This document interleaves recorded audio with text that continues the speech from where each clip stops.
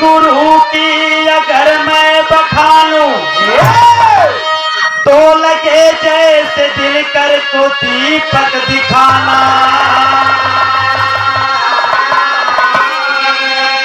मगर कुछ कहे भी ये माने जियाना, गुरु शिष्य का भी फर्ज है निभाना। कोहिनूर हीरा रतन उपमा दूं तो ये शब्द भी लगते गुरु कद से छोटे। कभी लाल चंद कहते गुरु जग में आला, असत मार्ग का सदैव पहचान होते।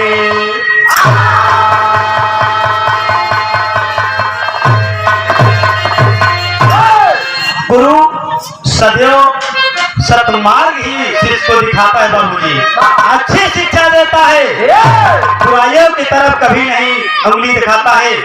जब भी कुछ कहता है, गुरु और माता पिता ये बाबूजी एक समान होते हैं। जैसे हमें माँ बाप उंगली पकड़कर चलाते हैं, बाबूजी शिक्षा देते हैं, ठीक उसी प्रकार गुरु अपने शिष्य को एकदम मातृवत पिता जैसे, पिता पुत्र जैसे बाबूजी प्यार करता है और ज्ञान प्राप्त करता है। कहना है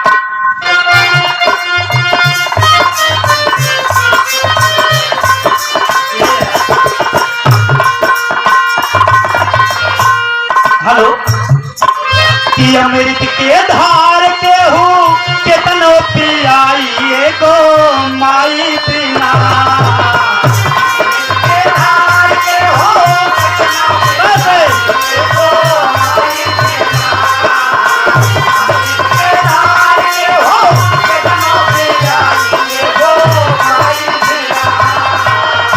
कैसे करे जावा तू लाई भाई गो माई बिना।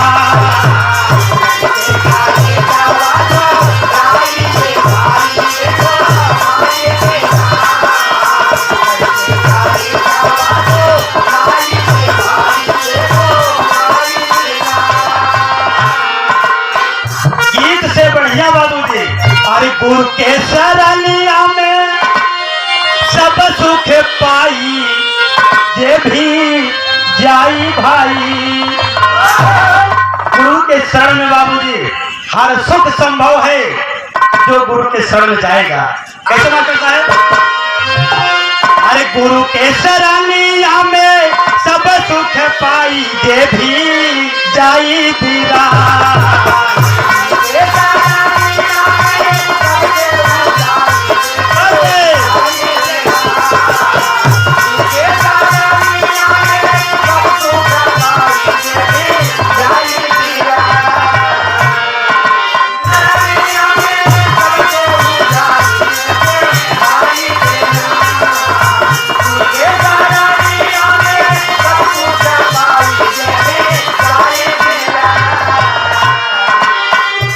गुरु के शरणिया में सब सुख पाई जे भी जाई बीरान।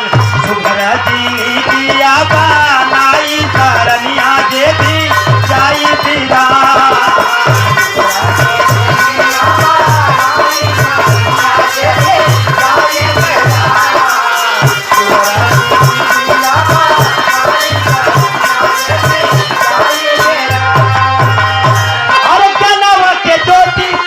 जोर का रहना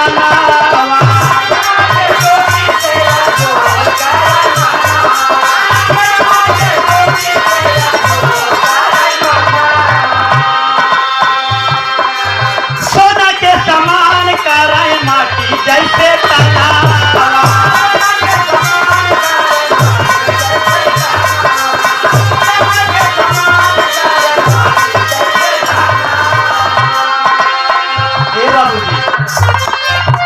अनपढ़ भी रहता है बाबूजी, तो गुरु जैसे कुम्हार बाबूजी मिट्टी को बाबूजी कच्चे घड़े को ठोक ठोक के बाबूजी एक सुंदर आकार ला देता है। वही काम है गुरु और शिष्य का बाबूजी कुछ भी ना आता हो, लेकिन गुरु धीरे धीरे धीरे धीरे करके बाबूजी उसे ऐसा सजा देता है, ऐसा बना देता है बाबूजी कि समाज में जब उभरता है बाबूजी तो पूरे समाज में लगता है कि हाँ कोई गुरु ने कोई शिष्य को ज्ञान दिया है।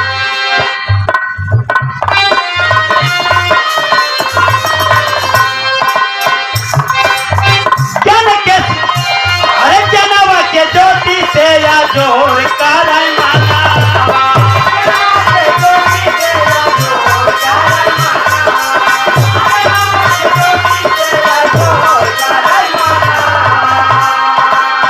सोना के समान कराई माटी जैसे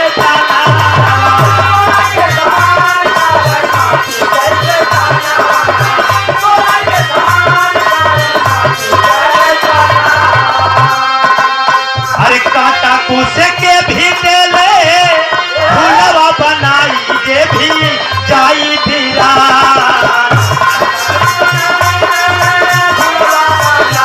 जे भी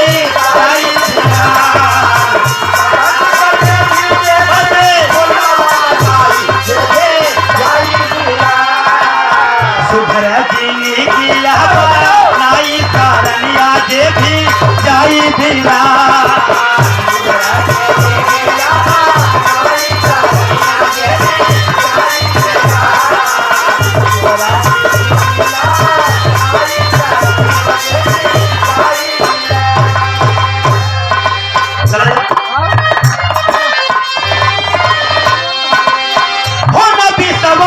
देखा खोली के पुराना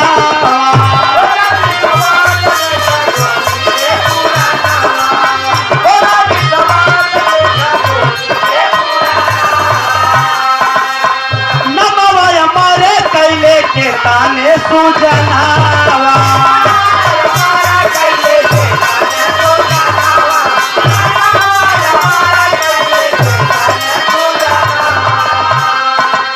अरे महिमा गुरुदेव के बा अमृत पाई जे भी जाई धीरा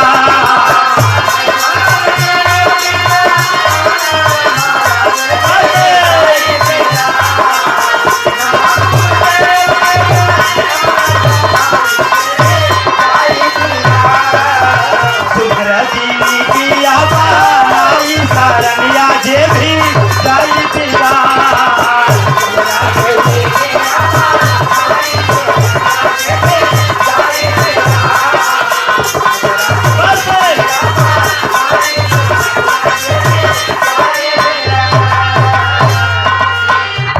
इतिहास देखाया पानी घराना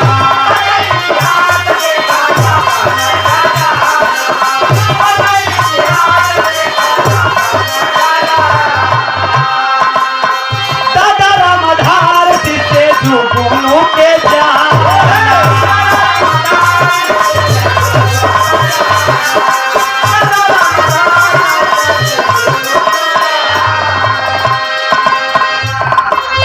गुरु की देन है बाबूजी। आज अमर लोकगीत अखाड़े से बाबूजी आप दादा रामधार जी के शिष्य रहे, आप दादा हैदर अली जुगनू जी बाबूजी, आप चाहे वो सोशल मीडिया हो चाहे वो समाज हो देश विदेश में बाबूजी कौन नहीं जानता है, ये गुरु की छत्र छाया है बाबूजी। और हम सब भी गुरु की छत्र छाया में रहें, गुरु के सानिध्य में रहें, गुरु से हम लोग दूर ना हो, उनके छत्र छाया से दूर ना हो, हम लोगों के अंदर कभी गुमान न आए, कभी घमंड न आए, कितने भी बड़े कलाकार हो या छोटे हो मगर गुरु के सानिध्य में रहें। ये हम भगवान से अनुनय विनय करेंगे कि गुरु का दर्जा जो है हम बना के रखें। कहना है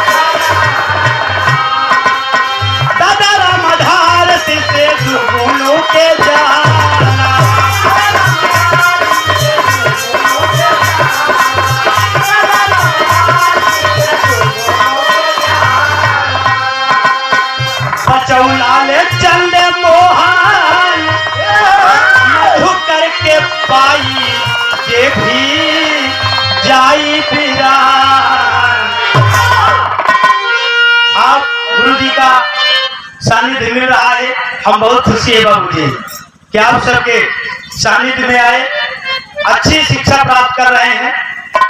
गुरु जी से निवेदन अनुरोध विनय है, ऐसे ही कृपा बनाए रखें। बहुत ही सुंदर गीत आप लिखे आदरणीय लालचंद पाल जी, मैं आपको भी नमस्ते प्रणाम करता हूँ।